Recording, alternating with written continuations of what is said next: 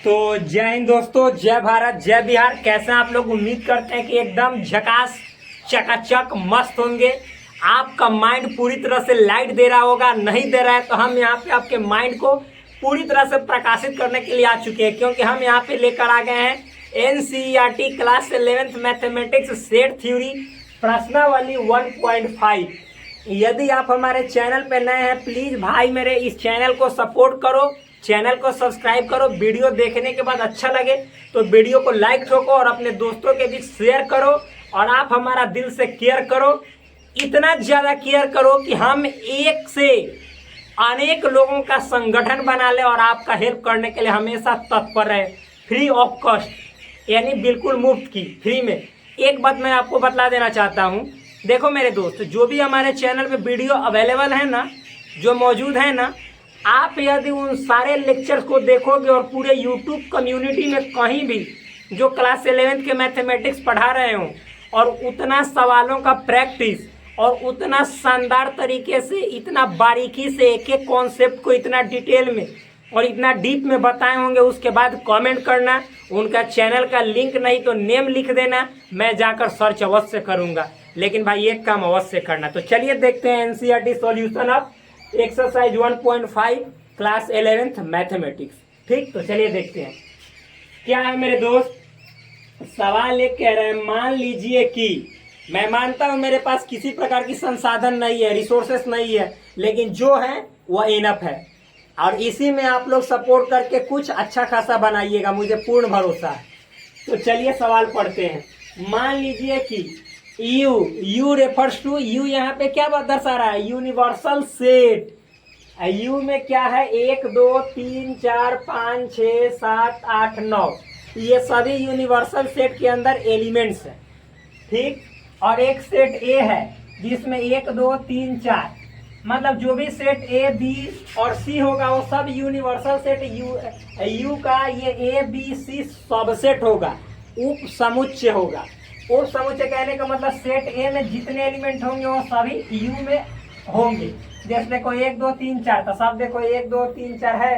B में भी होंगे 2 4 6 8, ये सब यूनिवर्सल सेट में होंगे। तो देखो 2 4 6 8, 2 4 6 8 सब इसमें है। इस C वाले भी यूनिवर्सल सेट में होंगे, 3 4 5 6, 3 4 5 6 A to Z होंगे। ठीक, यूनिवर्सल का मतलब होता है सबका सुपर हीरो, जितने यहाँ पे दिए गए सेट होंगे उनका, उन सभी का। तो सेट A दिया हुआ है, सेट B दिया हुआ है और सेट C दिया हुआ है। तो निम्नलिखित ज्ञात कीजिए। कौची ज्ञात करना है भाई? तो देखो ये डैश का मतलब है ना पूरक, ये डैश ऊपर है ना सर पे माथा पे चढ़ा हुआ, तो इसको कहते हैं मेरे दोस्त, ये जैसे A है, A का ऐसे डैश है, तो इसको डैश नहीं पढ़ते बल्कि पढ़ते हैं A का कॉम्प्लीमेंट, यानी कॉम्प्लीमेंट ऑफ A कॉम्प्लीमेंट यानी A का पूरक। अब क्या होता है पूरक? आप शांत रहिए, मैं इसकी बढ़ाता हूं कैसे अब सूरत, और आपको बिल्कुल समझ में आएगा ये क्या है, मूरत। देखिए कैसे। तो मेरे भाई, जब भी यूनिवर्सल पूरक की बात करेगा, कॉम्प्लीमेंट की बात करेगा, तो एक बात हमेशा याद रखिएगा आप लोग, जब भी पूरक की बात करेगा यानी कॉम्प्लीमेंट की बात करेगा, किसकी बात करेगा? कॉम्प्लीमेंट की। तो मेरे दोस्त उसके लिए यूनिवर्सल सेट अवश्य रहेगा, चाहे आपका U के रूप में हो, चाहे कोई संख्या के समुच्चय के रूप में, जैसे नेचुरल नंबर के रूप में हो। इसको हिंदी में कहते हैं सार्वत्रिक समुच्चय। यूनिवर्सल सेट को सार्वत्रिक समुच्चय, समष्टीय समुच्चय, दोनों के नामों से जाना जाता है, और इंग्लिश में यूनिवर्सल। तो चाहे आपका U के रूप में हो, चाहे आपका S के रूप में हो, ये सभी टॉपिक्स, पूरे कॉन्सेप्ट मैंने डिटेल वाले वीडियो में बताया, प्लीज जाकर देखो। चाहे आपका नेचुरल नंबर के रूप में हो, चाहे आपका रियल नंबर के रूप में हो, चाहे आपका इंटीजर के रूप में हो, चाहे मेरे दोस्त कुछ भी के रूप में हो, लेकिन बहुत सारे संख्याओं का समुच्चय होगा, वही यूनिवर्सल के रूप में काम करेगा। या फिर देखो इतने, यानी जो यहाँ पे सेट अदर सेट दिए रहेंगे उन सबका सुपर हीरो होगा, वही यूनिवर्सल सेट होगा। आप सेट A को यूनिवर्सल सेट नहीं कह सकते हो। यहाँ पे सेट A को यूनिवर्सल सेट कहोगे तो B का सब एलिमेंट कहाँ है? नहीं होगा। तो वही यूनिवर्सल सेट होता है जहाँ पे जितने जो दिए गए सेट रहते हैं वो सबका वो सुपर हीरो होता है, जैसे यहाँ पे U है। ठीक, तो मेरे दोस्त अब होता क्या है कॉम्प्लीमेंट, इसको समझते हैं। तो देखो ए का कॉम्प्लीमेंट निकालेंगे तो यूनिवर्सल सेट में से क्या करेंगे ना, ए का कॉम्प्लीमेंट निकालेंगे तो सेट ए को निकाल कर फेंक देंगे। यानी जो सेट ए है उसके एलिमेंट को यदि यूनिवर्सल सेट में से निकाल कर फेंक देंगे तो जो सेट के अंदर एलिमेंट बचेगा वह सेट ए का कॉम्प्लीमेंट कहलाएगा। कहने का मतलब है कि सेट ए के कॉम्प्लीमेंट में सेट ए का कोई एलिमेंट नहीं होगा। जैसे अब देखो ए का कॉम्प्लीमेंट मतलब यूनिवर्सल में से ए के निकाल के फेंक दो, तो अब देखो यूनिवर्सल में 1 2 3 4 5 6 7 8 9 है, ए में क्या है 1 2 3 4, तो इस ए को इस यूनिवर्सल सेट में से निकाल के फेंक देंगे तो क्या बचेगा 5 6 7 8 9। तो यही जो है ये आपका ए का डैश है या ए का कॉम्प्लीमेंट है या ए का पूरक है। तो आप बताओ कि ए के कॉम्प्लीमेंट में जो जो एलिमेंट आया 5 6 7 8 9, तो क्या ऐसा एलिमेंट है ए के अंदर है? बिल्कुल नहीं। यानी ए के कॉम्प्लीमेंट में ए का कोई एलिमेंट नहीं होता है। यूनिवर्सल सेट में से ए को निकाल के फेंक देंगे, जो सेट के रूप में एलिमेंट बचेगा वही आपका ए का कॉम्प्लीमेंट या पूरक होगा। बिल्कुल आसान शब्दों में, अब कुछ नहीं है तामझाम। तो चलिए देखते हैं, सवालों को सॉल्व करते हैं मेरे भाई। कॉम्प्लीमेंट समझ में आ गया होगा। अब गर्दा छुड़ाते हैं थोड़ा सा यहाँ पे पर्दा हटा के। चलिए देखिए,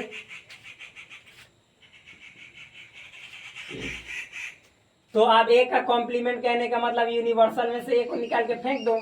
तो जब देखो यू में से यानी 1 2 3 4 5 6 7 8 9 है, इसमें से 1 2 3 4 को निकाल के फेंक दोगे तो बचेगा क्या 5 6 7 8 9। यही हो गया ए का कॉम्प्लीमेंट। अब बी का कॉम्प्लीमेंट है तो यूनिवर्सल सेट, हर एक में कॉम्प्लीमेंट यानी यूनिवर्सल सेट में से निकाल के फेंकना है। तो यूनिवर्सल सेट में से किसको, बी का कॉम्प्लीमेंट है तो सेट बी को निकाल के फेंकेंगे। तो देखो बी में क्या है 2 4 6 8, तो जब यू में से 2 4 6 8 निकाल के फेंक दोगे तो 1 बचेगा, 2 को तो निकाल के फेंके दिए 3 बचेगा, 4 को फेंक दिए तो 5 बचेगा, 6 को फेंक दिए तो 7 बचेगा, और उसमें 8 को फेंक दिए तो 9 बचेगा।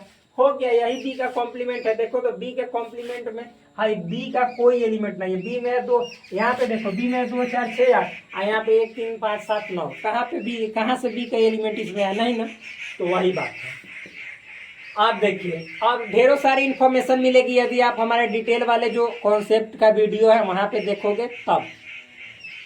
ए यूनियन सी का होल डैश मतलब complement of A union C, यानी होल का है, पूरे का है। ए यूनियन सी का, ये नहीं कि केवल सी पे है। तो इसको पढ़ने का तरीका जान लो। Complement of A union C या ए यूनियन सी होल का कॉम्प्लीमेंट या ए यूनियन सी पूरे का पूरक, या आप ऐसे बोल सकते हैं ए यूनियन सी होल का डैश। क्या डैश भी बोल सकते हैं, लेकिन कॉम्प्लीमेंट सही है। तो मेरे दोस्त आगे देखो, तो सबसे पहले हम ए यूनियन सी निकालेंगे। इसका मतलब क्या हुआ कि यूनिवर्सल सेट में से ये ए यूनियन सी पूरे पे कॉम्प्लीमेंट है, तो ए यूनिवर्सल सेट में से ए यूनियन सी को निकाल के फेंक देना। तो अब आप ही बताओ, यूनिवर्सल सेट में है क्या 1 2 3 4 5 6 7 8 9, ए यूनियन सी तो आपने निकाला ही नहीं है, तो निकाल लो। यहाँ पे लिखो यू मतलब universal set, A union C का मतलब, ए यूनियन का मतलब हमने निकालना बता दिया कि जो पहले सेट रहेगा उसके गेट को खोल के लिखो एलिमेंट। यानी क्या है, ए में 1 2 3 4, और उसके बाद सी का लिखना है। तो लिखो, तो सी में देखो 3 4, तो चूंकि आपने ए में ही 3 4 लिख दिया तो सी वाला को फिर से रिपीट में नहीं लिखेंगे, रिपीट नहीं करेंगे, बचा है जो उसको लिखेंगे 5 6, तो 5 6।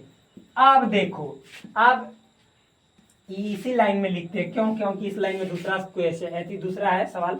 तो अब देखो यूनिवर्सल सेट कहने का मतलब 1 2 3 4 5 6 7 8 9, इसमें से निकाल के फेंक दोगे 1 2 3 4 5 6, तो क्या बचेगा 7 8 9। यानी यूनिवर्सल सेट में जो बचेगा 7 8 9, वही आंसर हो जाएगा आपका ए यूनियन सी के कॉम्प्लीमेंट, होल का कॉम्प्लीमेंट। सिंपल, हार्ड थोड़े ही, बहुत नॉर्मल। तो सवाल 1 हो गया, 2 हो गया, तीनों करेक्ट कर दिए और 4 अब जा रहे हैं हम फ्रेश करने। ठीक, तो आपके दिमाग मतलब कि उसमें लाइट जा रहा है कि ना जा रहा है? अरे नहीं जाएगा तो आराम से देखते रहिए, सब लाइट पूरा चल जाएगा। लाइट इतना न जाएगा ना कि झकमक झकमक पूरा दिमाग बढ़ने लगेगा। और दूसरा देखिएगा तो दूरे से भकभका के आप लौकिएगा कि अरे ये पढ़ने में बड़ा तेज है, इससे हर एक सवाल बन जाता है। बिल्कुल, केवल सही से देखते जाओ यार, और पूरा अच्छा से मतलब पढ़ते जाओ, कॉन्सेप्ट को भी देखो, हर चीजें समझ में आ जाएंगी। ये सवाल है 4 नंबर, ए यूनियन बी कंप्लीट का होल डैश, यानी कंप्लीट का ए यूनियन बी पूरे का कॉम्प्लीमेंट। ऐसे पढ़ रहे हैं ताकि आपको समझ में आए। ए यूनियन बी होल का कॉम्प्लीमेंट है, पूरा का कॉम्प्लीमेंट। तो सबसे पहले इसका मतलब हुआ कि यूनिवर्सल में से हम क्या करेंगे, तो ए यहाँ पे लिख रहे हैं, यूनिवर्सल में से ए यूनियन बी को निकाल के फेंक देंगे। तो universal U, A union B का मतलब क्या हुआ, ए और बी का यूनियन। तो ए आपका क्या है, 1 2 3 4, जो पहले सेट रहता है उसके कंप्लीट एलिमेंट को लिख दिया जाता है, और फिर बाद वाले एलिमेंट को, सेट के एलिमेंट को बीच में लिखा जाता है। तो देखो इसमें 2 4 है, तो 2 4 तो मैंने ऑलरेडी लिख दिया है सेट ए में ही, तो फिर से रिपीट नहीं करेंगे। तो बचा 6 वाट, तो 6 वाट हो गया। अब यूनिवर्सल सेट में से 1 2 3 4 6 वाट हटा दो, तो 1 हटा दिए, 2, यूनिवर्सल सेट में 1 2 3 4 5 6 7 8 9 तक है। तो 1 हटाइए दिए, 2 हटाइए दिए, 3 हटाइए दिए, 4, तो बचा एगो 5 है, 6 हटाइए दिए तो 7 बचा, 8 हटाइए दिए हैं तो 9 बचा, 5 7 9 हो गया। Simple, very easy. अब इसी तरह से हम आते हैं सवाल नंबर 5। ये आपके दिमाग में सवाल चमका कि नहीं चमका? बिल्कुल चमका होगा। नहीं चमका होगा तो फिर से मतलब हम समझाएंगे। लाइट इतना ना देंगे ना कि ब्राइट करने लगेगा आपका माइंड पूरी तरह से, और आप हो जाइएगा हाईलाइट अपने क्लास में, अपने बैच में। क्यों? क्योंकि जब हर एक सवाल बनाइएगा तो सब कोई आप ही पर ध्यान देगा, अरे you are the most intelligent of the क्या, अरे ऑफ द क्लास। मतलब जिस क्लास के होंगे आप उसी क्लास के मोस्ट इंटेलिजेंट होंगे। पूरा बिहार भर में तो बहुत सारे स्टूडेंट है जो इंटेलिजेंट है, पूरा भारत भर में तो और है। चलिए, लेकिन अपने आप को भी बहुत ज़्यादा इंटेलिजेंट समझना अच्छी बात है, बहुत ज़्यादा समझना भी चाहिए, इससे अपना आत्मविश्वास बना रहता है। तो चलिए सवाल नंबर 5 को हम फ्रेश करते हैं। देखिए ये है ए का कॉम्प्लीमेंट और फिर इसका भी कॉम्प्लीमेंट। तो भाई मेरे वो कॉन्सेप्ट याद रखिए, मैं पढ़ाया है, जाकर देखिएगा। ए का कॉम्प्लीमेंट है, इसका कॉम्प्लीमेंट, तो डायरेक्ट ए लिख दो, और नहीं तो फिर मतलब कि वैसा ही फ्रेश वाला काम करो। पहले देखो किसका है, तो मेरे दोस्त ध्यान से समझना। पहले देखो, पहले ब्रैकेट के है ऊपर है ना ये कॉम्प्लीमेंट, तो इसका मतलब इसका पहले बोल रहे हैं, इसका मतलब हुआ यूनिवर्सल में से हाई ए के डैश, यानी ए के कॉम्प्लीमेंट को निकाल के फेंक देना। अरे भाई जैसे ए यूनियन बी का कॉम्प्लीमेंट है तो यूनिवर्सल में से ए यूनियन बी को निकाल के फेंक दिए, उसी तरह से ए डैश का कॉम्प्लीमेंट है तो इसका मतलब यूनिवर्सल में से ए डैश को निकाल के फेंक दिए। तो ए डैश तो आपको पता है ही नहीं, तो पहले इसको भी आप तोड़ेंगे, यूनिवर्सल सेट माइनस, और फिर ए डैश का मतलब हुआ यूनिवर्सल में से फिर ए को निकाल के फेंकना। ठीक है, तो आप ही बताओ कि ये हम एक बार लिख दे रहे हैं यूनिवर्सल। ऐसे देखो ए के बराबर आएगा, यानी जो सेट ए है 1 2 3 4 यही आंसर आएगा, लेकिन हम यहाँ पे दिखा रहे हैं कि कैसे आएगा। तो देखो ये यू ये वाला है, अब यूनिवर्सल में से ए को निकाल के फेंकोगे तो यूनिवर्सल में 1 2 3 4 5 6 7 8 9, आइए 1 2 3 4 निकाल के फेंक दिए तो 5 6 7 8 9 बचेगा। तो इतना का आंसर होगा 5 6 7 8 9, जो कि देखो सवाल नंबर पहला भी ए डैश था, तो ए डैश का यू माइनस ए, तो यू माइनस ए कितना 5 6 7 8 9, तो 5 6 7 8 9। अब देखो, अब यूनिवर्सल में से फिर इहो वाला को निकाल के फेंक देना। तो यूनिवर्सल में से किसको निकाल के फेंकना है, 5 6 7 8 9, तो क्या बचेगा 1 2 3 4, यानी फाइनल आंसर आएगा 1 2 3 4। इतना ही के बदले ना सेट ए है, तो क्यों नहीं हम इससे भेंट जाके कर ले, सेट ए से बराबर है तो लिख देंगे, कोई दिक्कत नहीं है। तो यही तो मेरे दोस्त सवाल का आंसर हुआ, सिंपल, वेरी इजी, बहुत आसान है। अब आइए सवाल नंबर 6 में। 6 क्या है, बी माइनस सी और पूरे का है कॉम्प्लीमेंट। याद कीजिए पिछले वाले सॉल्यूशन में मैंने बताया था कि बी माइनस सी, यानी जब भी ये डिफरेंस वाला आएगा तो क्या बी और सी, पहले इसको कॉम्प्लीमेंट का मतलब होता है यूनिवर्सल माइनस अब बी माइनस सी, यही ना मतलब हुआ। अब बी माइनस सी का मतलब क्या हमने बताया था कि मेरे दोस्त बी में से सी को निकाल के फेंक देना। तो किसको? कॉमन वाला एलिमेंट को। तो आप पूछोगे कि यू में भी तो वही बात है माइनस, तो यू चूंकि ए बी सी सब, तो इसका मतलब सब सेटे है, तो हम कह रहे हैं कि डायरेक्टली निकाल के फेंक दो। लेकिन बी और सी सबसेट नहीं होता, ये जरूरी थोड़े है कि देखो सी में जितना एलिमेंट है वो सब बी में होगा, नहीं होगा। ए में 5 है, वो में ही नहीं है, वो में नाच रहा है। तो इसका मतलब हुआ बी माइनस सी का मतलब, पीछे के वीडियो जाकर देखिए मेरे भाई, सब चीज बताया हुआ है। बी माइनस सी का मतलब हुआ बी और सी को देखो, तो बी और सी को देख रहे हो। अब देखो क्या बी में से निकाल के सी को फेंकना है, तो क्या देखो सी में 3 है तो बी में 3 है नहीं ना, तो इसका मतलब ये यू का यू रहेगा माइनस। तो हम बी में से सी को निकाल के फेंक रहे हैं, तो सी में 3 है लेकिन उसमें नहीं है बी में, तो बी में 2, ऐसे उल्टा हम कर दिए। ऐसे कहिए, हम पूछेंगे कि देखो 2 है बी में और सी में 2 है नहीं ना, तो यानी 2 बच जाएगा, क्योंकि बी माइनस सी का मतलब हुआ बी में से सी को निकालना है, जो बी में बचेगा उसको केवल लिखना है, और किसको निकालना? तो जो कॉमन वाला एलिमेंट रहेगा उसको निकालना। तो अब देखो मेरे भाई, बी और सी में कॉमन, तो हम पूछेंगे 2 कॉमन है? तो नहीं है, तो 2 नहीं निकलेगा, 2 बचेगा। ठीक, फिर पूछेंगे 4, तो 4 कॉमन है, तो 4 बी में से निकल के फेंका जाएगा क्योंकि कॉमन आ गया। 6, तो 6 है इसमें, 6 निकल के फेंका जाएगा। 8, तो 8 नहीं है इसमें सी में, तो 8 बचेगा। और यही मेरे भाई मतलब कि बी माइनस सी हुआ। अब यूनिवर्सल सेट में से ना 2,8, थोड़ा सा ये वाला को ठंडा लग गया मरकरवा को, अब काम करेगा। अब देखो ये 2,8 है, तो यूनिवर्सल में से 2,8 है, इसको निकाल के फेंकेंगे, तो 2 और 8 को निकाल के फेंक देंगे यूनिवर्सल में से, तो क्या बचेगा? 1, 2 तो नहीं है, 3, 4, 5, 6, 7 और 9, क्योंकि 8 को तो निकाल के फेंक के दिए। और यही आपका आंसर मेरे दोस्त बी माइनस सी और कंप्लीट का कॉम्प्लीमेंट का आंसर हुआ। तो यही हुआ 6 खत्म। अब देखिए सवाल नंबर 2 देखिए, 2 को इसी में गर्दा छुड़ा दे रहे हैं, हल्का है। देखिए क्या कह रहा है, यदि यूनिवर्सल सेट में A B C D E F G H element है, तो निम्नलिखित समुच्चयों के पूरक, यानी वही इसकी सूरत बनाना है, कॉम्प्लीमेंट ज्ञात करना है, ज्ञात कीजिए। तो भाई ए का पूरक, ए का पूरक कह रहा है, इसका मतलब क्या? अच्छा एक सेकंड, ये दिखाई दे रहा है ना? अरे बिल्कुल गर्दा, ए का पूरक मतलब ए का कॉम्प्लीमेंट। तो हमने क्या बताया है कि यूनिवर्सल में से जब आप ए को हटा दोगे तो जो बचेगा सेट के रूप में एलिमेंट, वही आपका ए का कॉम्प्लीमेंट होगा। तो देखो सेट ए में क्या है? A B C. Universal set में से ए बी सी को निकाल के फेंक दोगे तो बचेगा क्या? D E F G H, D E F G H हो गया। ए का मतलब कि कॉम्प्लीमेंट, यही सिंपल, वेरी इजी। उसी तरह से सवाल नंबर 2 देखिए बी, तो बी का कॉम्प्लीमेंट यानी प्रत्येक का, देखिए निम्नलिखित समुच्चयों के पूरक ज्ञात कीजिए, जितना है सबका पूरक। तो बी का कॉम्प्लीमेंट यानी बी का पूरक, तो यानी यूनिवर्सल में से सेट बी को हाथ निकाल के फेंक देना है। तो आप देखो सेट बी में डी ई एफ जी, डी ई एफ जी, तो निकाल के इतना फेंक देंगे तो बचेगा ए बी सी और एच, लिख दो A B C H, simple.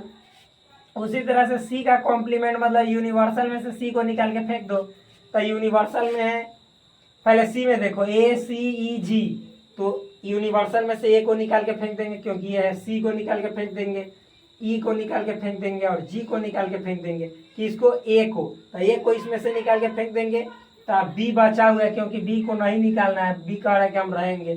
CO को निकाल के फेंक दे तो सी नहीं लिखाएगा, डी नहीं है इसमें तो डी लिखाएगा।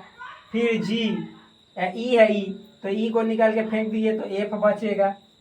फिर जी को निकाल के फेंक दिए तो एच बचेगा। हो गया सिंपल। यानी सी में जितने एलिमेंट है उसको निकाल के फेंक देंगे और जो उसके बाद फेंकने के बाद यूनिवर्सल में बचेगा वही सी का कॉम्प्लीमेंट हो जाएगा। बिल्कुल आसान है। अच्छा वो वाला दिखाई दे रहा है ना, सी वाला बिल्कुल दिखाई दे रहा है।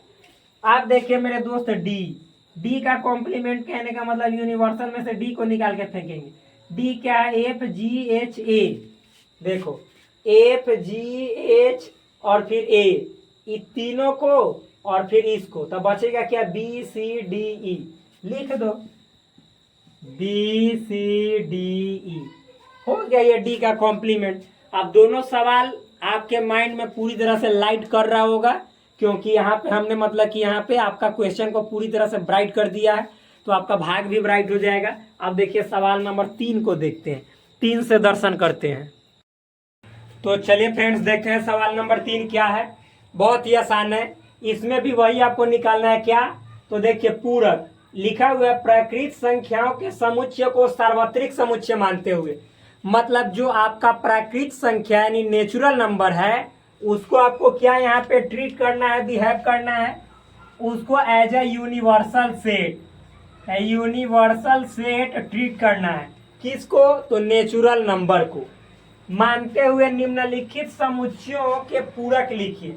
और ये जो 11 आपको सवाल दिए गए हैं, जो कि सभी एक तरह से सेट के रूप में है, तो इन सभी सेटों का आपको पूरक निकालना है, यानी कॉम्प्लीमेंट निकालना है। ठीक, तो मेरे दोस्त बहुत ही आसान है, यदि आप इसको ध्यान से समझेंगे तो सबसे पहले यहाँ पे क्या दिया हुआ है, यहाँ पे लिखेंगे, चूंकि n इज इक्वल टू क्या है, बोलिए नेचुरल नंबर, नेचुरल नंबर।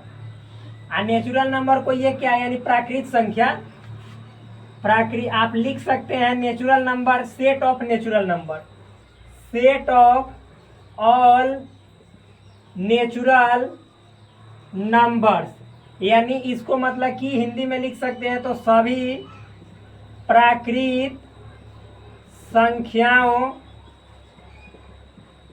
के समुच्चय। इतना तो समझ गए। और इसी को उसने माना है यूनिवर्सल सेट, यूनिवर्सल सेट यानी सार्वत्रिक समुच्चय, सार्वत्रिक समुच्चय। मतलब जो आपका यहाँ पे n है, क्या है n, n means natural number. ठीक, तो इसी को ये क्या माना है, सार्वत्रिक समुच्चय। सार्वत्रिक समुच्चय का मतलब होता है यूनिवर्सल सेट। तो मेरे दोस्त यहाँ पे समझ में आया होगा आपको, यहाँ पे यूनिवर्सल सेट क्या है, तो नेचुरल नंबर जो कि 1 से शुरू होते हैं और अनंत की ओर जाते हैं, 1 2 3 4 5 6 7, ये सब क्या है, नेचुरल नंबर है। तो इसी से आप सवाल नंबर हम 1 देखते हैं। 1 क्या है, तो लिखा जा रहा है 1 में कि x such that x एक प्राकृत सम संख्या है। आपका एनसीईआरटी का सवाल है कि मान लीजिए कि देखिए हम मान लेते हैं, ऐसे यहाँ पे है नहीं, लेकिन हम समझाने के लिए मान लेते हैं। मान लेते हैं कि ये जो है आपका एक सेट ए होगा, सपोज सेट ए, और सेट ए बराबर x such that x एक प्राकृत सम संख्या है। तो इसका कह रहा है, देखिए क्या कह रहा है कि निम्नलिखित समुच्चय का पूरक यानी कॉम्प्लीमेंट ज्ञात करें। तो इस ए, ये तो ए समुच्चय है ही, अब इसका पूरक यानी ए का क्या, ऐसे डैश है, ए का कॉम्प्लीमेंट निकालना है। तो आप बताइए कि ए का कॉम्प्लीमेंट मतलब क्या होता है, यूनिवर्सल सेट में से आप किसको हटा दो, सेट ए को, तो सेट ए को हटा दो। यूनिवर्सल सेट यहाँ पे क्या है, ए नेचुरल नंबर, तो नेचुरल नंबर में से आप सेट ए को हटाओगे। तो नेचुरल नंबर में तो आप जानते हो 1 2 3 4 5 6 7 8 9 10 सब आता है। तो मेरे दोस्त आप जब नेचुरल नंबर में से सेट ए को हटाओगे, यानी सेट ए है क्या, तो एक प्राकृत सम संख्या। तो जब आप नेचुरल नंबर में से सम संख्या को, इवन नंबर, सम संख्या मतलब इवन नंबर, इसको निकाल के फेंक दोगे, तो जो बचेगा वो क्या होगा, तो विषम संख्या यानी ऑड नंबर। यानी कहने का मतलब है कि जब हम सेट इसको ए माने हैं तो इसका कॉम्प्लीमेंट निकालेंगे, तो आंसर आएगा x such that x एक प्राकृत संख्या है, लेकिन वो विषम संख्या है, यानी विषम प्राकृत या प्राकृत विषम संख्या है। तो यहाँ पे आपको इसका क्या, पूरक, हम यहाँ पे लिख देंगे इसका पूरक यानी कॉम्प्लीमेंट। तो इसका क्या हो जाएगा, पूरक, पूरक समुच्चय। तो हो जाएगा यहाँ पे x such that x, x such that x एक प्राकृत विषम संख्या है, विषम संख्या है। क्यों? क्योंकि आप लोग समझ गए कि जो सम संख्या वो सब सम संख्या को हटा देंगे नेचुरल नंबर में से, मतलब 2 4 6 8 10, हटा देंगे तो नेचुरल नंबर में बचेगा 1, 3, 5, 7, 9, 11, 13। तो जो कि क्या है, एक नेचुरल विषम नेचुरल नंबर यानी विषम संख्या है। तो इस तरह से आपका पहला जो क्वेश्चन था, सवाल था, उसका आपका पूरक जो है, कॉम्प्लीमेंट जो है, सो यहाँ पे सामने आया। यही है, ठीक। तो सवाल नंबर 1 हो गया। सवाल नंबर अब 2 देखते हैं। 2 क्या है मेरे भाई, बहुत ही सिंपल है, बहुत ही इजी है। 2 देखिएगा, 2 यहाँ पे देखिएगा, 2 लिखा हुआ है एक्स सच डेट एक्स एक प्राकृत विषम संख्या। तो जस्ट इसका अपोजिट, जब सम था तो विषम हुआ है, तो विषम है तो सम हो जाएगा। क्यों? क्योंकि जब नेचुरल नंबर में से आप विषम संख्या, क्योंकि इसका पूरक निकालना है, कॉम्प्लीमेंट। तो पूरक का मतलब होता है कि विषम संख्या में से इन सभी एलिमेंट को निकाल के फेंक दो। तो ये सभी एलिमेंट है 1, 3, 5, 7, 9, 11, जो कि विषम संख्या है। तो क्या बचेगा, सम संख्या, यानी 2, 4, 6, 8, 10, 12। तो चूंकि ये दिया हुआ है सेट बिल्डर यानी समुच्चय निर्माण में, तो आपको आंसर भी इसी रूप में लिखना होगा। तो इसका आपका पूरक समुच्चय क्या हो जाएगा, एक्स सच डेट एक्स एक प्राकृत सम संख्या है, सम संख्या है। वेरी इजी, बहुत सिंपल है, समझ में आया। आप देखिए सवाल नंबर 3। 3 भी बहुत इजी है, 3 को ऐसे ही हम लोग गिन लेंगे। देखिए क्या है, एक्स सच डेट एक्स संख्या 3 का एक धन गुणज है।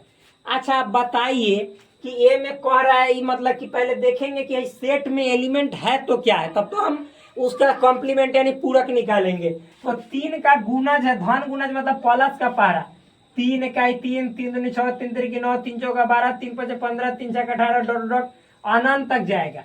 अब बताओ मेरे भाई, जब ये आपको एक सेट के रूप में, मान लो कि आप कुछ भी डी मान लो, तो इसका आप कॉम्प्लीमेंट निकालोगे, जिसके लिए यूनिवर्सल सेट आपका नेचुरल नंबर है। तो नेचुरल नंबर 1, 2, 3, 4, 5, 6, 7, 8, 9, 10 अनंत। और उसमें से 3 को हटा दोगे, 6 को हटा दोगे, 9 को, 12 को, 15 को, 18 को, तो जो बचेगा उसमें 3 नहीं आएगा, 6 नहीं आएगा, 9 नहीं आएगा। कहने का मतलब है फिर 9 के बाद 12 नहीं आएगा, 15 नहीं आएगा, 18 नहीं, 21 नहीं आएगा। यानी क्या नहीं आएगा, तो 3 का टेबल नहीं आएगा। तो हम नहीं लिख सकते हैं कि जो बचा हुआ रहेगा और 3 का टेबल नहीं होगा, बाद बाकी सब चीज होगा। जैसे हम लिख सकते हैं वहां पे कि एक्स सच डेट एक्स एक प्राकृत संख्या है जो 3 का धन गुणज नहीं है। बस, सिंपल, वेरी इजी। तो यहाँ पे हम चलिए इसको मिटा देते हैं और लिखते हैं।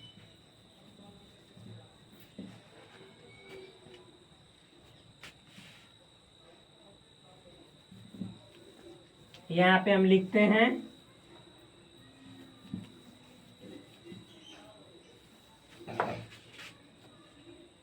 कि इसका 3 नंबर का एक्स सच डेट एक्स एक 3 का धन, एक्स सच डेट एक्स एक प्राकृत संख्या लिखिएगा, एक्स सच डेट एक्स एक प्राकृत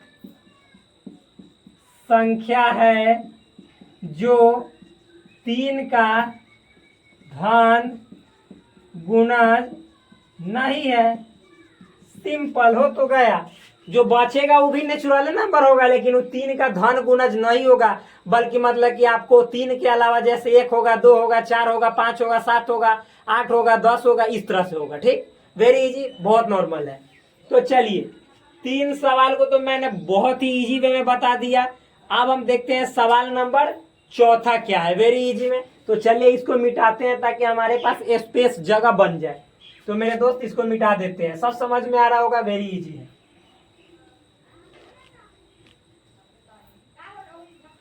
देखिए अब सवाल नंबर 3 के बाद 4 पे आएंगे।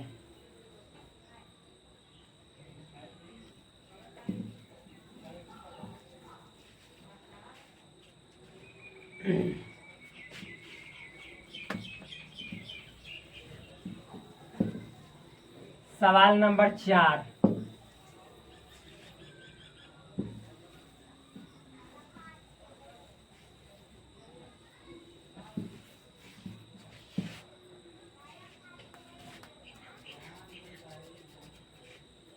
सवाल नंबर 4 क्या है, तो एक्स सच डेट एक्स एक अभाज्य संख्या है।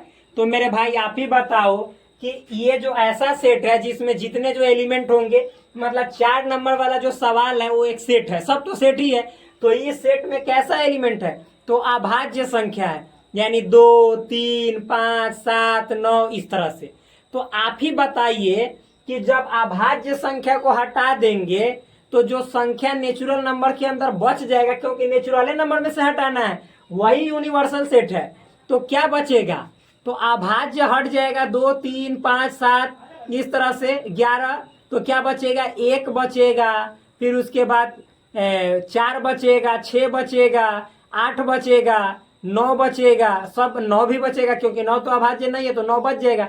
और ये जितने जो हम बोल रहे हैं इसमें से एक को छोड़कर, मतलब 4, 6, 8, 9, 10, फिर 12, ये सभी क्या है, तो ये सभी भाज्य है। भाज्य कहने का मतलब है कि कंपोजिट है। तो मेरे दोस्त, और साथ ही साथ एक भी बचेगा, तो एक तो कंपोजिट नहीं है, तो नहीं है तो उसको हम सेट में उसके साथ लिखने के लिए क्या लिखेंगे, तथा x बराबर 1 भी।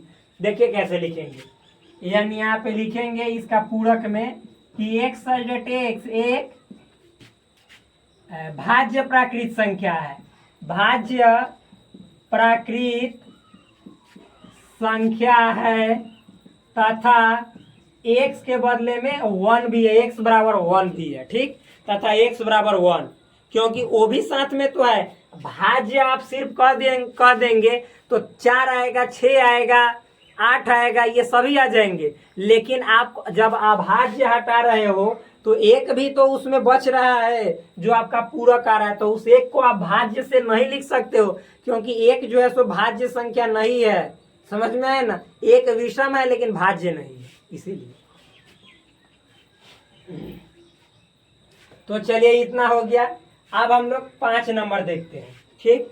तो देखिए मेरे दोस्त, x 3 और 5 से विभाजित होने वाली एक संख्या है। तो आप ही बताइए, जो 3 से भी विभाजित हो जा रही है और 5 से भी, यानी दोनों से भी 3 और 5 से विभाजित होने वाली एक संख्या है। तो आप बताइए कि 3 से और 5 से विभाजित होने वाली जो संख्या है, तो कहने का मतलब है कि जैसे मान लीजिए कि 3 से और 5 से विभाजित होने वाली संख्या, तो 3 दूनी 6, ये भी आ जाएगा। फिर 3 तिरी 9, जो कि 3 से विभाजित हो जाएगी। ये नहीं कह रहा है कि 3 और 5 दोनों से विभाजित होगा वही संख्या, नहीं नहीं, तब तो ऐसे तो हम ले लेंगे ऐसे, क्या बोलते हैं, मान लीजिए कि 3, 5 का एलसीएम निकाल देंगे 15, तो 15 हो जाएगा, 30 हो जाएगा, 45 हो जाएगा, ये सब हो जाएगा। इसके आंसर में डायरेक्ट लिख देंगे कि 15 से विभाजित नहीं होने वाली संख्या, तो वो आ जाएगा। लेकिन नहीं, यहाँ पे आपको 3 से भी विभाजित होगी और 5 से भी होगी, जैसे 6, 9, फिर उसके बाद 12 जो कि 3 से हो रही है, और 5 से विभाजित होने वाली, जैसे बोलिए आप क्या, 5, 10, 15 इस तरह से। तो जब ये सभी संख्याएं आएंगी 3, 6, 9, फिर उसके यानी 3 का टेबल और 5 का टेबल, यही समझिए। तो आप बताइए कि जब हम इसका पूरक निकालेंगे, कॉम्प्लीमेंट निकालेंगे, तो 3 के टेबल और 5 के टेबल को हटा देंगे तो क्या बचेगा, बोलिए। तो मेरे दोस्त वही ना बचेगा जो ना तो 3 का टेबल होगा और ना ही 5 का टेबल होगा। तो चलिए वही लिख रहे हैं यहाँ पे, क्या लिख रहे हैं यहाँ पे, x एक प्राकृत संख्या है, प्राकृत संख्या है जो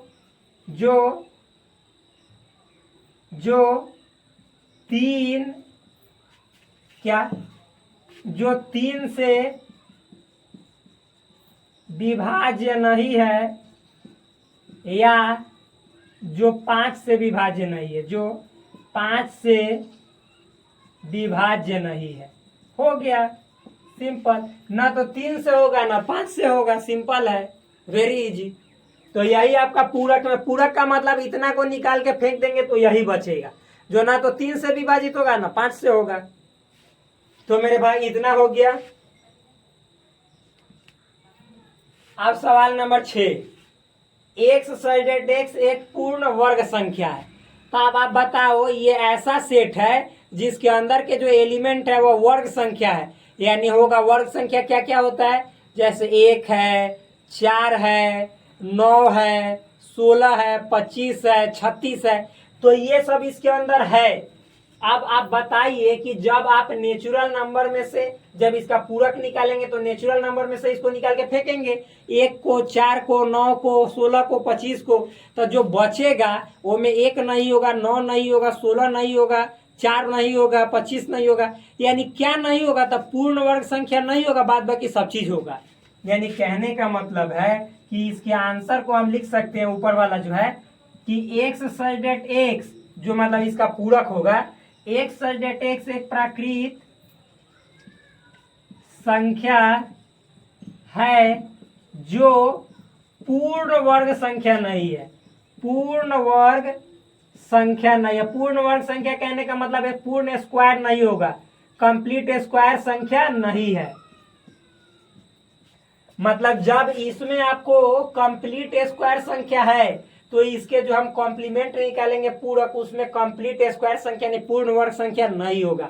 यानी न तो 1 होगा, न 4 होगा, न 9 होगा, न 16 होगा, न 25 होगा, न 36 होगा। इसी तरह जितने जो संख्या स्क्वायर में आते हैं वो नहीं होंगे। अब सवाल नंबर 7 देखते हैं। ये भी जबरदस्त है। क्या है?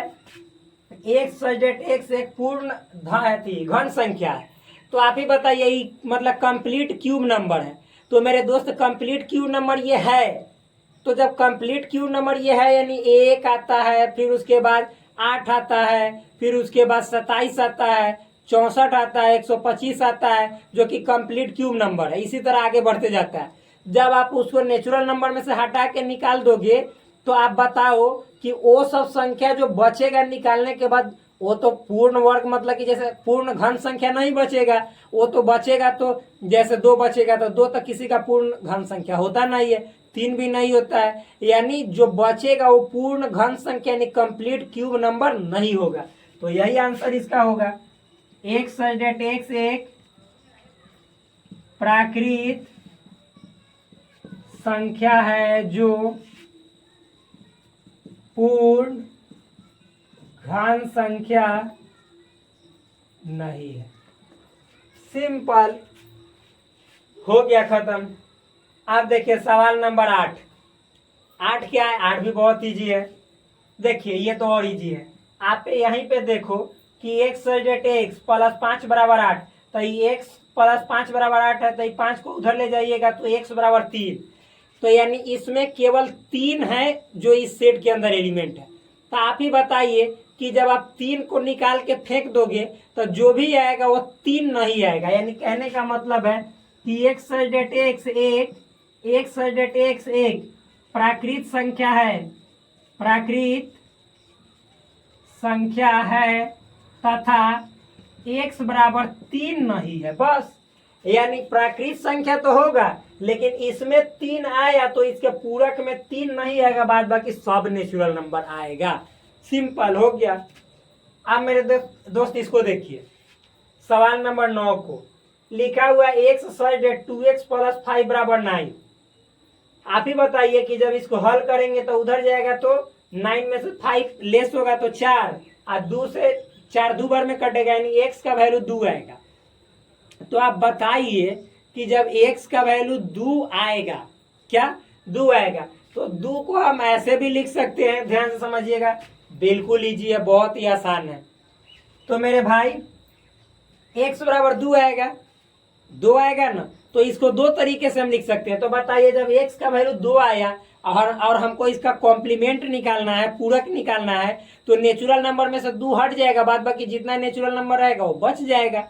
ये तो आप लोग जानते ही हैं। तो बच जाएगा तो 1 बचेगा, 3 3 4 5 6 7 8 9 10 सब बच जाएगा। बच जाएगा कि ना?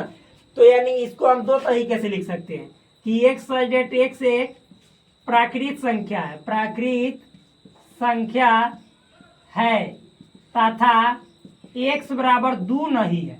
प्राकृत संख्या तो होगा नेचुरल नंबर, लेकिन 2 नहीं होगा। या अच्छा बताइए कि 2 क्या है मेरे दोस्त? 2 तो 2 आप कह सकते हैं कि एक अभाज्य संख्या यानी प्राइम नंबर है।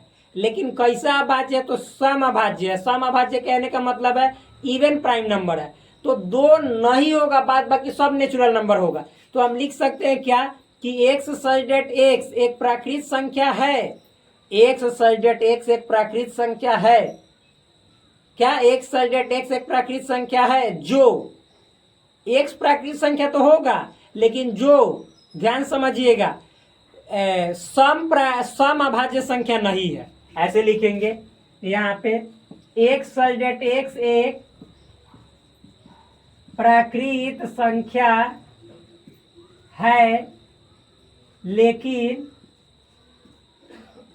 सम प्राकृत नहीं है। सम प्राकृत अभाज्य संख्या नहीं है, अभाज्य संख्या नहीं है। हो गया सिंपल। जैसे यहाँ पे हमने जो बोला कि एक सल्जेट एक्स एक प्राकृत संख्या है लेकिन सम प्राकृत अभाज्य संख्या नहीं है, मतलब कि जैसे ध्यान समझिएगा, वो नेचुरल नंबर तो होगा लेकिन इस सम यानी इवन नेचुरल जो प्राइम नंबर है वो नहीं होगा। तो वो क्या होता है? दो, तो दो नहीं होगा, बाद बाकी सब नेचुरल नंबर होगा। सिंपल, वही तो है। हो गया, खत्म। अब मेरे भाई देखिए ये सवाल नंबर 10। अच्छा, ये वाला दिखाई दे रहा है 10 नंबर? बिल्कुल दिखाई दे रहा है। तो चलिए, अच्छा इसको मिटा भी देते हैं क्योंकि ये आप लोग समझ गए होंगे अच्छे तरीके से। तो चलिए, ताकि स्पष्ट रूप से दिखाई देगा। आप वीडियो को पॉज करके यानी रोक कर भी लिख सकते हैं, इसमें कोई हरज वाली बात नहीं है।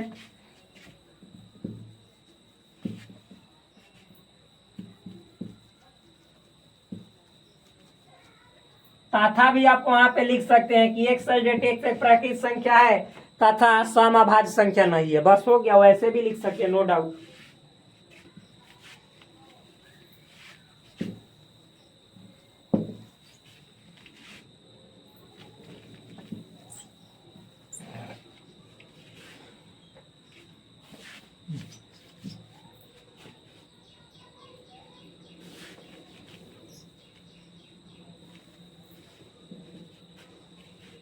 चलिए अब सवाल नंबर हम देखते हैं कितना, 10 नंबर। 10 क्या? X such that x greater than और इक्वल टू 7, यानी इस सेट के अंदर जो भी एलिमेंट आएगा वह 7 आएगा या 7 से बड़ा, जैसे 8, 9, 10, 11, 12, 13, 14।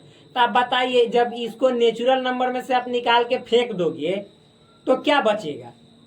जो बचेगा वह 7 से छोटा होगा नेचुरल नंबर। यानी यहाँ पे हम लिख सकते हैं क्या? एक्स सल्जेट एक्स एक प्राकृत, अच्छा ऐसे भी लिख सकते हैं, प्राकृत संख्या नहीं लिख के, और बिलोंग्स टू एन भी लिख सकते हैं। X such that x belongs to N तथा एक्स इज लेस देन 7। तो लेस देन 7 कहने का मतलब है 6, 5, 4, 3, 2, 1, क्योंकि 7 के इक्वल है, 7 भी है इसमें। तो 7 को भी छांटिए के ना लिखोगे तो 7 से छोटा कहेंगे, तो आपका हो जाएगा 6, 5, 4, 3, 2, 1। यही सिंपल। अब मेरे भाई इसी तरह से चलिए ये सवाल नंबर 11 देखते हैं। 11 क्या है? X such that x belongs to N, यानी ये नेचुरल नंबर का सदस्य है। यहाँ पे भी लिखना चाहिए इसको, लेकिन नहीं लिखा, छोड़िए। और 2x + 1 इज ग्रेटर देन 10, यानी अब जब इसको हम सॉल्व करेंगे तो 1 को इधर भेजेंगे तो 10 में से 1 गया 9, तो यहाँ पे 2x इज ग्रेटर देन 9 हो जाएगा, और 2 को नीचे भेजेंगे तो हो जाएगा x इज ग्रेटर देन 9/2, यानी 9/2। यानी कहने का यहाँ पे मतलब है, ये सवाल हो गया x such that x belongs to N तथा x इज ग्रेटर देन 9/2, 9/2। यानी आप अब हमें बताइए कि यहाँ पे x जो है सो नेचुरल नंबर है और ये 9/2 से बड़ा है। 9/2 कहने का मतलब है 4.5, 4.5 कहने का मतलब क्या है? अरे 4.5 से बड़ा, यानी 5, 6, 7, 8, 9, 10 ये सब इसके अंदर आएंगे, और हमको निकालना है इसका कॉम्प्लीमेंट पूरक। तो मेरे भाई जब इसका पूरक निकालना है तो जब मतलब कि 4.5 से बड़े होंगे, यानी 5, 6, 7, 8, 9, तो नेचुरल नंबर में से 5 से ऊपर वाले को सबको हटा देंगे, तो जो बचेगा वह 1, 2, 3, 4, यानी 4.5 से छोटे ना बचेगा। तो यानी इसका जो पूरक आएगा वो आएगा x such that x belongs to N तथा यहाँ पे x is less than 9/2। Very simple, बहुत इजी है। तो इस तरह से आपके 11 के 11 सवाल जो है सो क्लियर हुए, जो कि 3 नंबर में थे। अब हम लोग देखेंगे सवाल नंबर 4। क्या है सवाल नंबर 4? अच्छा तरीका से देखेंगे। तो अब देखिए सवाल नंबर 4 क्या है, बहुत ही आसान है। देखिए सवाल नंबर 4 में लिखा हुआ है यदि यू मतलब यहाँ पे हुआ यूनिवर्सल सेट जिसमें एलिमेंट है 1 2 3 4 5 6 7 8 9। ठीक, सेट ए बराबर है 2 4 6 8 तथा सेट बी बराबर है 2 3 5 7। तो सत्यापित कीजिए कि, यानी यहाँ पे आपको एक तरह से सत्यापित करना है, यानी प्रूफ करना है, एक तरह से बोल सकते हैं। क्या प्रूफ करना है? तो मेरे दोस्त सवाल नंबर 1 में है आपको ए यूनियन बी कंप्लीट का पूरे का क्या है, पूरक समुच्चय यानी कॉम्प्लीमेंट बराबर सिद्ध करना है आपको। क्या जस्टिफाई करना है? ए का कॉम्प्लीमेंट और यहाँ पे यूनियन है तो इंटरसेक्शन बी का कॉम्प्लीमेंट, यानी आपको याद होगा डिमॉर्गन्स लॉ, वही तो है डिमॉर्गन्स लॉ। तो मेरे भाई कॉन्सेप्ट में हम पूरे डिटेल में बताए हैं, जाकर देखो यार, एक एक चीजें अच्छे तरीके से बताया गया है। इतना डेप्थ में पूरे यूट्यूब चैनल पे कोई नहीं बताया होगा, जाकर देखो तो सही। तो चलिए हम सवाल नंबर 1 को बनाते हैं। तो यहाँ पे LHS है, पहले 1 नंबर लिख देते हैं। सवाल क्या है? ए यूनियन बी का होल डैश बराबर A dash intersection B dash.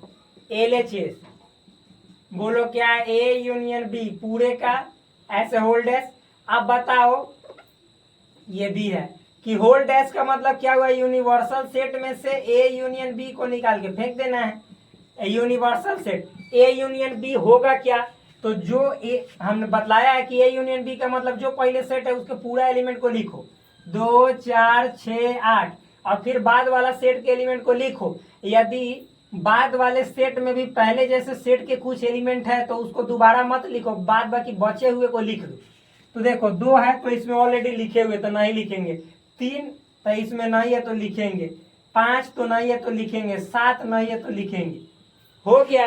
अब देखो यूनिवर्सल सेट में से इस सब को निकाल के फेंक दो, जो बचेगा वही ए यूनियन बी का पूरे का होल डैश यानी कॉम्प्लीमेंट होगा।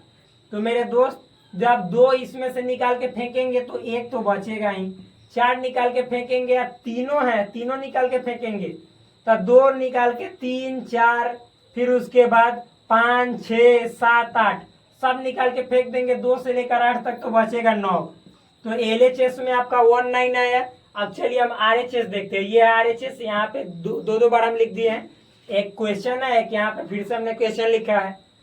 तो चलिए देखते हैं RHS।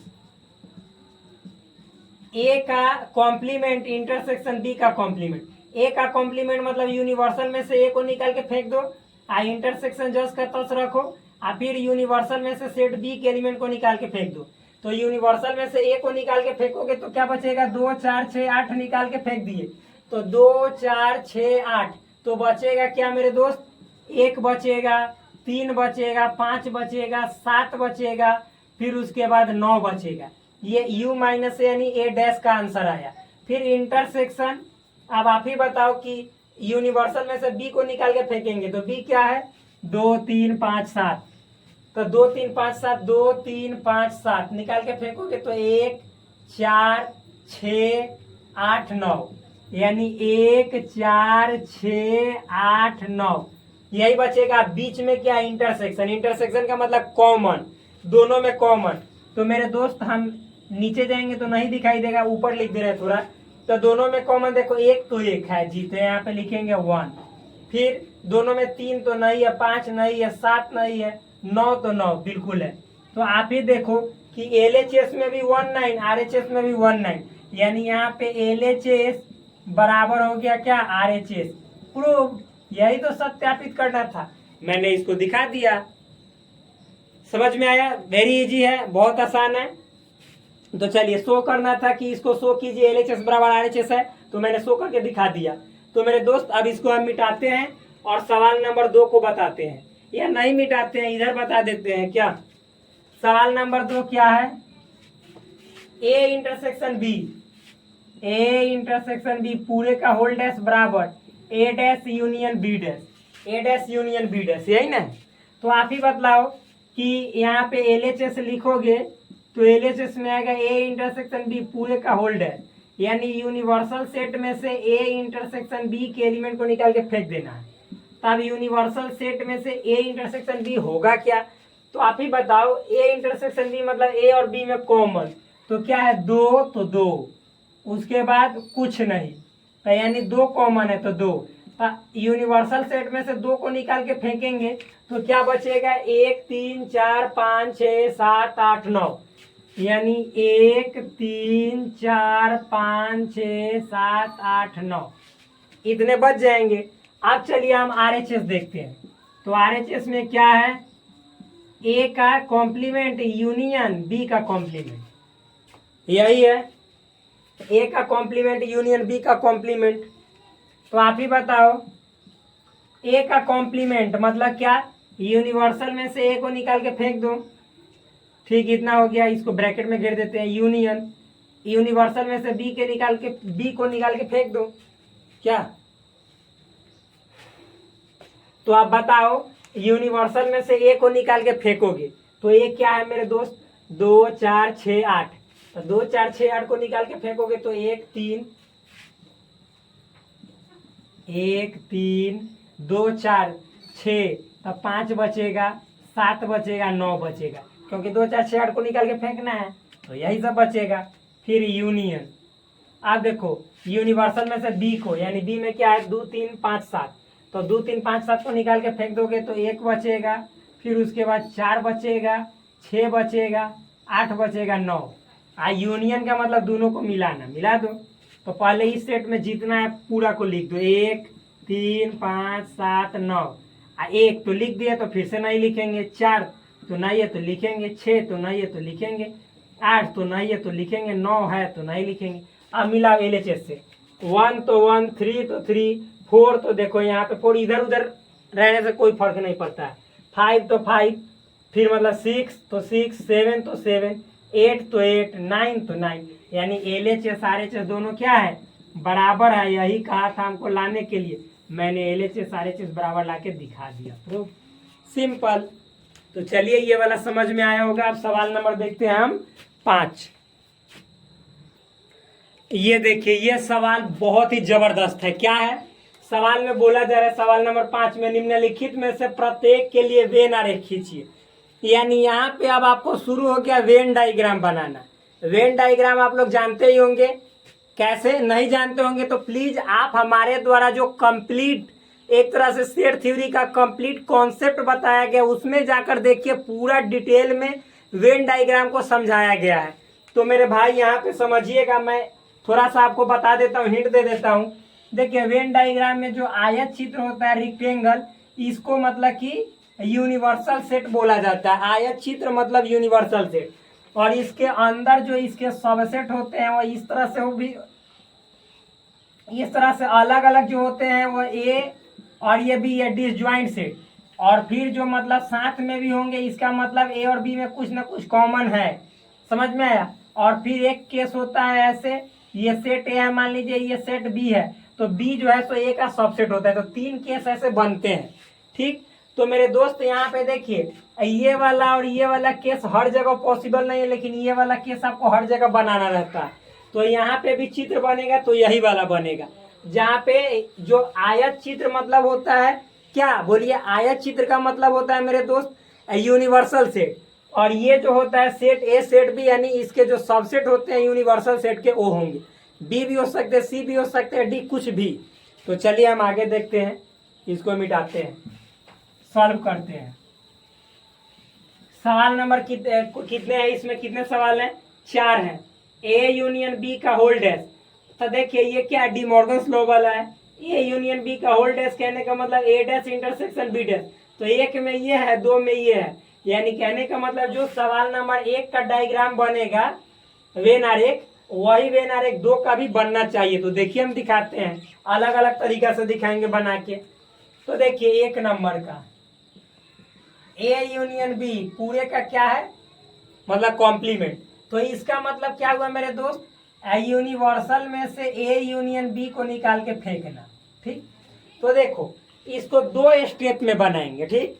स्टेप 1,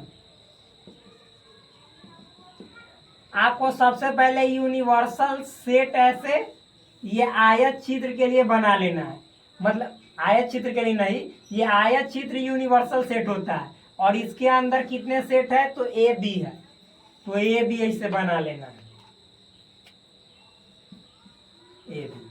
ठीक, अब देखिए क्या है पहला स्टेप में यूनिवर्सल सेट है ना, तो मेरे दोस्त ये पूरा आयत चित्र को यूनिवर्सल सेट बोला जाता है। इसके अंदर सेट ए सेट बी है, सब यूनिवर्सल सेट के अंदर ही आ गया। तो हम यू दिखाई दे रहे हैं तो पहले यू को कंप्लीट रंगेंगे, यानी पूरा यू रंग आ जाएगा। ये ए ते जितना है ना सब कॉमन पार्ट बी ती सब रंग आ जाएगा, यानी पूरा आयत जो है रेक्टेंगल जो है ये कंप्लीट रेक्टेंगल कलर हो जाएगा। ठीक, ये हुआ स्टेप 1। अब स्टेप 2 में देखिए क्या है।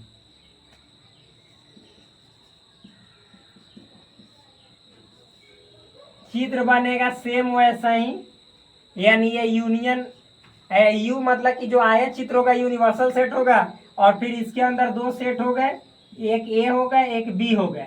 अब देखिए तो यहाँ पे सेकेंड स्टेज में क्या है मेरे दोस्त, ए यूनियन बी। तो ए यूनियन बी का मतलब होता है ए के एलिमेंट बी के भी एलिमेंट और दोनों में कॉमनो एलिमेंट। यानी कहने का मतलब है कि जब ए यूनियन बी आप निकालते हैं तो पूरा ए, तो पूरा ए मतलब ये पूरा हुआ, पूरा रंगेंगे। ठीक, और फिर पूरा ए के बाद जो बी में कॉमन है तो वो तो इसी में हो गया, अब बी का बचा हुआ भी तो यही बचा हुआ। यानी कहने का मतलब है कि पूरा ए बी सब कॉमन तमन सब, ये हुआ यूनिवर्सल सेट, और ये हुआ ए यूनियन बी, ये हुआ। अब देखिए फाइनल स्टेप में आंसर देखिए क्या होगा, मतलब यहाँ पे फाइनल स्टेप में आपका आंसर क्या होगा, रिजल्ट लिख सकते हैं। अच्छा क्या है यूनिवर्सल सेट, यानी इतना में से ये मतलब घटाना है यानी लेस करना है, ए यूनियन बी, तो ए यूनियन बी इतना है। तो देखो ये पूरा रंगल है, इसमें से आप इतना रंगल निकाल के फेंक दीजिएगा, मतलब माइनस का मतलब निकाल के फेंकना।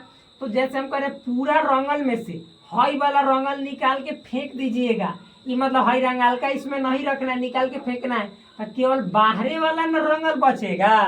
तो वही हम समझा रहे हैं, यानी जो दोनों में कॉमन कौन है, तो दोनों में कॉमन ये है, तो इसको मतलब कॉमन वालों को निकाल के फेंक देना, माइनस का मतलब निकालना है, तो इसको निकाल के फेंक देंगे तो रंगल खाली बाहर वाला बचेगा। सिंपल, मतलब जैसे यूनिवर्सल मतलब पूरा रंगा हुआ, आइए यूनियन भी मतलब इतना रंगा हुआ, तो इतना रंगा हुआ को आप घटाना है, इसमें से निकाल के फेंक देंगे तो केवल बाहरी ये ना रंगा हुआ बच जाएगा। तो बस यानी यहाँ पे हम लिखेंगे, फिर वैसा ही चित्र बनाएंगे।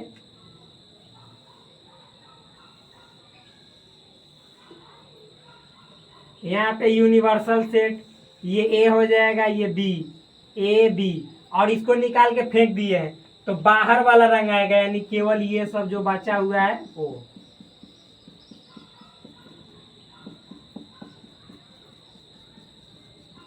बस हो गया, यही तो फाइनल आंसर हुआ किसका, तो ए यूनियन बी पूरे का कॉम्प्लीमेंट का।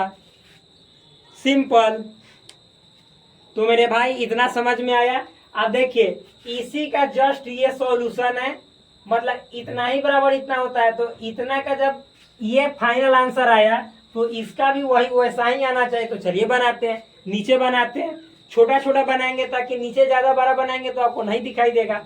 तो चलिए सवाल नंबर 2 यहाँ पे लिखते हैं, हम रेड से ही लिखते हैं। तो क्या है, ए का कॉम्प्लीमेंट इंटरसेक्शन बी का कॉम्प्लीमेंट, ये और सिंपल है। तो मेरे भाई इसको क्या लिख सकते हैं, ए का कॉम्प्लीमेंट मतलब यूनिवर्सल में से ए को निकाल दो, और इंटरसेक्शन बी का कॉम्प्लीमेंट मतलब यूनिवर्सल में से बी को निकाल दो। तो देखो मेरे दोस्त बहुत इजी है। सबसे पहले चित्र, तो जब दो सेट है तो दोनों एक ही में बनाएंगे। अब इसमें स्टेप 1 देखो, ये स्टेप 1 है, ये स्टेप 2 है। स्टेप 1 क्या होगा, तो इस तरह से आपको ऐसे आयत बनाना है रेक्टेंगल, और ये सेट ए है, ये सेट बी है, आइए यूनिवर्सल सेट है। तो क्या हम बोल रहे हैं, पहले देखो u माइनस ए, यूनिवर्सल सेट में से ए को निकाल के फेंक देना है। तो मेरे दोस्त जब यूनिवर्सल सेट में से ये पूरा कंप्लीट ये ए है, इसको निकाल के फेंक देंगे तो जो बचेगा उसको रंगेंगे। तो देखो ये सब बचा,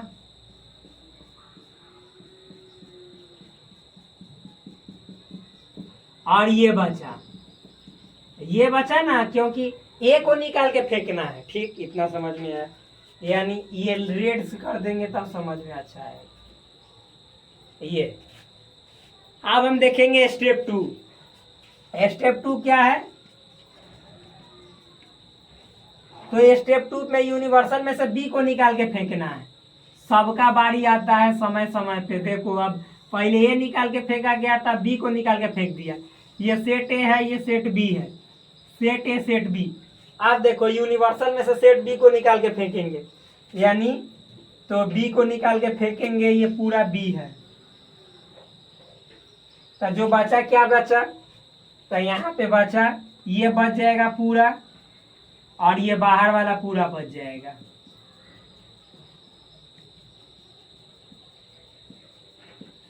आप देखो, अब इतना हो जाने के बाद फाइनल आंसर देखो, यहाँ पे रिजल्ट देखो। रिजल्ट तो चित्र तो ऐसा ही बनाएंगे, यानी ये ए होगा, ये बी होगा, और ये यूनिवर्सल सेट होगा। अब देखो, अब मतलब कि इतना तो ये हुआ और इतना तो ये हुआ, दोनों में इंटरसेक्शन। इंटरसेक्शन मतलब कॉमन।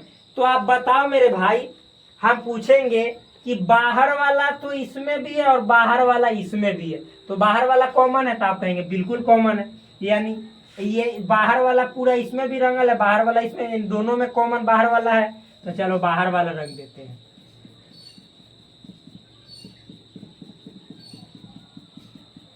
इसका मतलब टोटल बाहर वाला। अब देखो, फिर हम पूछेंगे ए वाला इसमें है रंगा हुआ, इसमें तो नहीं है, तो कॉमन कहाँ से हुआ? फिर इसमें हम कहेंगे बी वाला इसमें रंगा हुआ है, इसमें नहीं है। तो मेरे दोस्त आप बताओ कि इसके बाद दोनों में कुछ कॉमन नहीं है। तो कुछ कॉमन नहीं है तो बस इतना ही कॉमन है। तो आप इसका मतलब फाइनल रिजल्ट में ये जो आया ए डैश और intersection B dash, A dash intersection B dash, यही फाइनल रिजल्ट आया। और हमने दिखाई दे रहा है कि नहीं, एक बार देख लेते हैं। जी बिल्कुल। और हमने बोला था कि ये जो ए यूनियन बी का होल डैश यानी होल का कॉम्प्लीमेंट बराबर होता है ए का कॉम्प्लीमेंट इंटरसेक्शन बी का कॉम्प्लीमेंट। तो जब दोनों बराबर होता है तो दोनों का वेन डायग्राम आंसर बराबर आना चाहिए। तो देखिए, इसका भी केवल बाहर वाला है और इसका भी देखिए केवल बाहर वाला रंगा हुआ है। बिल्कुल इजी है, बहुत इजी वे में बन गया।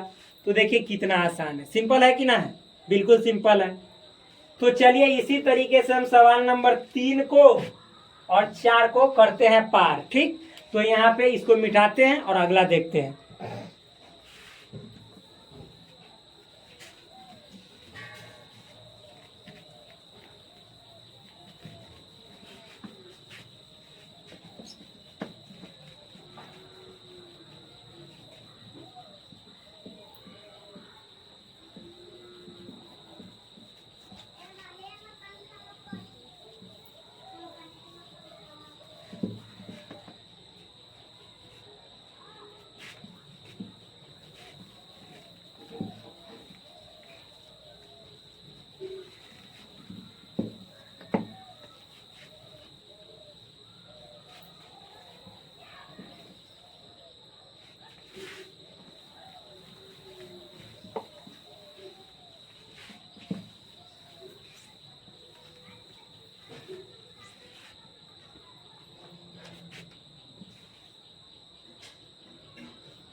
देखिए 3 नंबर क्या है? ए इंटरसेक्शन बी पूरे का होल्ड है। ठीक, तो देखिए इसको हम लिख सकते हैं यूनिवर्सल सेट में से ए इंटरसेक्शन बी को निकाल के फेंक देना। सिंपल सी बात है। तो मेरे भाई यहाँ पे उसी तरह फर्स्ट स्टेप यानी स्टेप 1 में क्या होगा, तो ऐसे सेट बनाएंगे। ये सेट ए मतलब कि ऐसे आयत बनाएंगे, ये सर्कल बनाएंगे। ये सेट ए होगा, ये सेट बी, ये यूनिवर्सल सेट होगा। अब देखो, तो यू है तो पूरा यूनिवर्सल सेट को हम क्या करेंगे, कलर करेंगे। यानी ये सब होगा, ये भी रंग आएगा, सब रंग आएगा।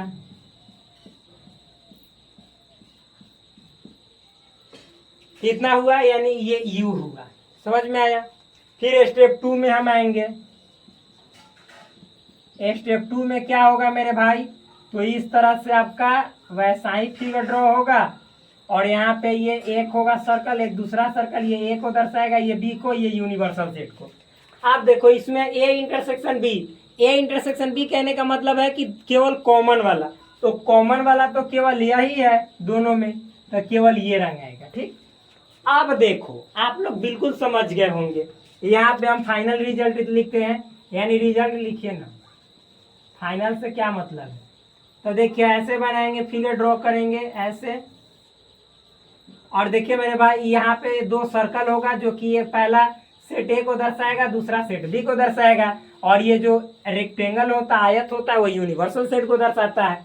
अब क्या करना है, ये पूरा जो आपको यहाँ पे कलर किया हुआ है ये सब देख रहे हैं, तो इसमें से निकाल के फेंकना है ए इंटरसेक्शन बी को, जो कि ये ए इंटरसेक्शन बी है, इतना वाला को, यानी पूरा कलर में से इतना कलर वाला को निकाल के फेंक दोगे तो देखो ये बाहरी वाला तो कलर होगा, हाई दोनों होगा, क्योंकि केवल इसको फेंकना है, तो ये होगा, केवल ये नहीं होगा, बाहरी वाला सब होगा। यानी आंसर में आपका क्या आएगा, ये वाला कलर होगा, ये पूरा, ये वाला कलर होगा, फिर ये वाला होगा, ये बाहर वाला तो पूरा होगा, केवल कॉमन वाला को छोड़कर। कॉमन वाला को निकाल के फेंक दिए तो यही नहीं होगा कलर, बाद बाकी बाहर वाला मतलब ए वाला बी वाला कॉमन वाला छोड़ के, मतलब ए वाला होगा बी वाला होगा, कॉमन वाला नहीं होगा, और यही आंसर हुआ आपका ए इंटरसेक्शन बी पूरे का कॉम्प्लीमेंट का। अब जैसा इसका आंसर आया वैसा ही सेम इस 4 नंबर का आंसर आएगा, क्योंकि इतना बराबर इतना होता है डी मॉर्गन्स लॉ के अकॉर्डिंग। तो चलिए देखिए सवाल नंबर 3 के बाद 4 पे आते हैं। तो देखिए 4 क्या है, ए का ऐसे है कॉम्प्लीमेंट यूनियन बी का कॉम्प्लीमेंट। तो मेरे भाई इसके लिए मतलब हम क्या लिखेंगे, यूनिवर्सल में से ए को निकाल के फेंकेंगे, यूनियन यूनिवर्सल में से बी को निकाल के फेंकेंगे, सिंपल सी बात है। तो चलिए देखते हैं। तो यहाँ पे हम स्टेप फर्स्ट में जाएंगे, बनाएंगे तो दोनों ही, ये यूनिवर्सल सेट होगा, ये सेट ए होगा, ये सेट बी होगा। आप देखो यूनिवर्सल में से ए को निकाल के फेंक दो, यानी ये पूरा सेट ए है, इसको निकाल के फेंक दोगे तो ये पूरा ये रंग आ जाएगा, पूरा ये सब, और ये केवल ऐसे बी भी रंग आएगा, क्योंकि इसको नहीं रंगना, निकाल के फेंक देना है। और ये क्या हुआ तो ए डैश हुआ, नीचे लिख देते ए डैश। ठीक, अब आगे देखो यहाँ पे स्टेप 2,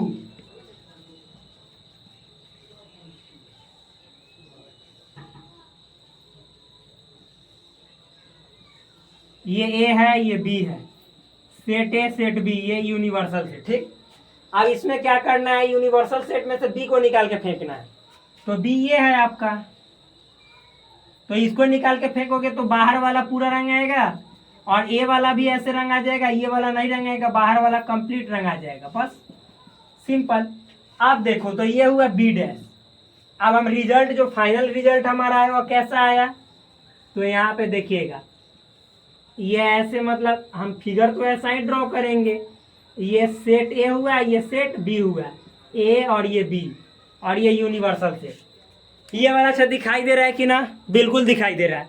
तो देखिए अब क्या है कि इतना तो ये हुआ, इतना तो ये हुआ, अब दोनों का क्या है, यूनियन। यूनियन का मतलब होता है मिला देना, यानी देखो इसमें बाहर वाला रंगा हुआ है तो बाहर वाला तो ठीक है रंगेबे करेगा, यानी पूरा कलर होगा, बाहर वाला कलर होगा पूरा, ध्यान समझना। ठीक, और इसमें बी वाला कलर है तो इसमें भी बी वाला होगा।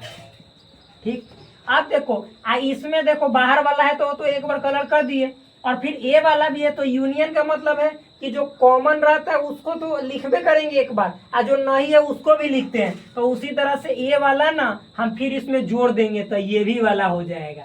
तो देखो तो केवल बचा यही ना, यानी दोनों में कॉमन वाला केवल खाली रह गया, बाद बाकी सब रंग आ गया, ए वाला भी बी वाला भी, लेकिन कॉमन को छोड़कर।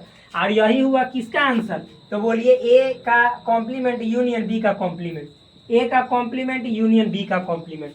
देखो तो जब मिलाओगे इसका आंसर इससे तो बिल्कुल एज इट इज, यानी सेम टू सेम है। तो मेरे दोस्त जब होता ही है इक्वल तो सेम टू सेम तो आना ही पड़ेगा। तो इस तरह से चलिए हमने आपको ये जो पूरी तरह से वेन डायग्राम था वो अच्छे तरीके से समझा दिया। अब हम लोग आते हैं सवाल नंबर 6 पे।